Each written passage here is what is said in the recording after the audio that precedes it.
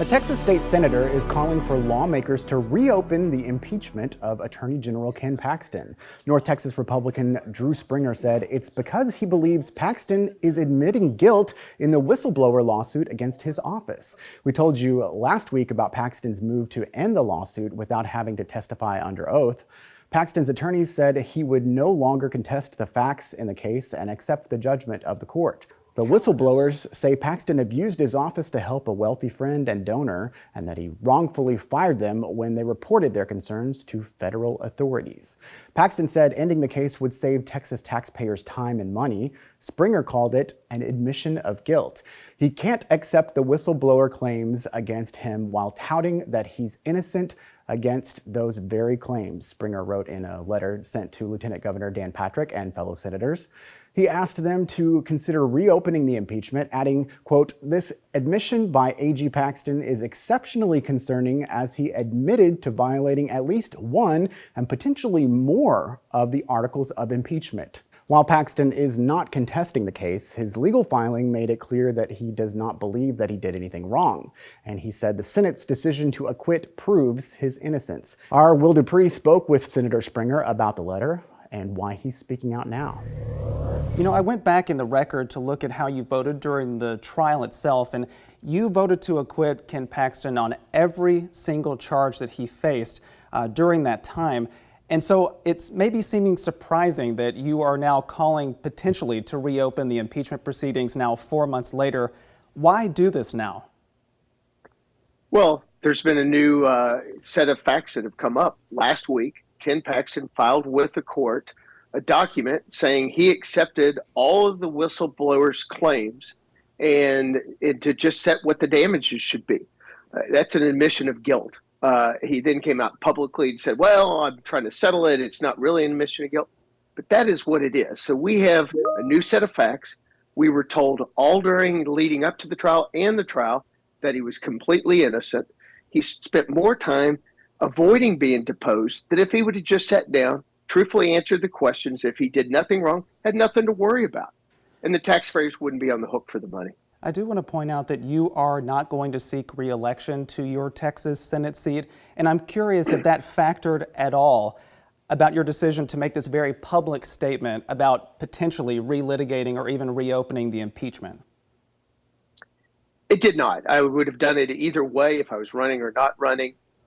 These facts deserved the merit. I've talked to scores of fellow legislators that feel the same way, that once you made this admission, you were basically saying you were guilty of what the whistleblowers were accusing you of, which was what Article 6 and some of the other articles in the impeachment were about. Now, while I still have you, I just want to run by what Ken Paxton shared with us. He told us this right here. He said, quote, "Springer has to leave the Senate because he was such a bad senator, was not going to get reelected and needed a job. Why should anyone listen to his sour grapes?" Care to respond? Yeah, absolutely. Look, I was one of the top rated conservatives, both in the House and the Senate, all 6 terms that I served. I would have easily won re-election. And it's sort of, a slam on Texans that have to go to work every day and make an honest living. I didn't get rich being in politics. I need to go back and work. We get paid $600 a month. I don't think there's anything wrong with serving your state and then go back and making a living with that. He has figured out how to get rich in office and actually refuses to show his personal financial disclosures, showing where he has made all these big investments, all while working for a paltry state employee salary.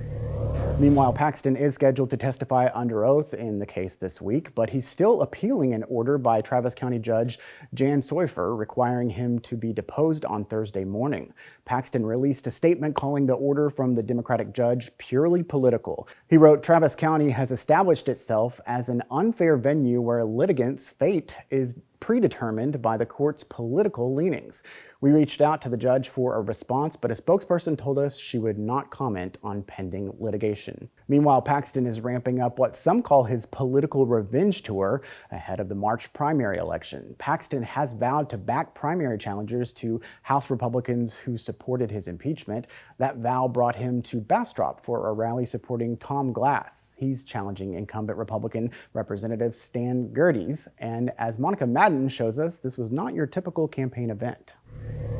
Because they didn't want you to know what they were doing.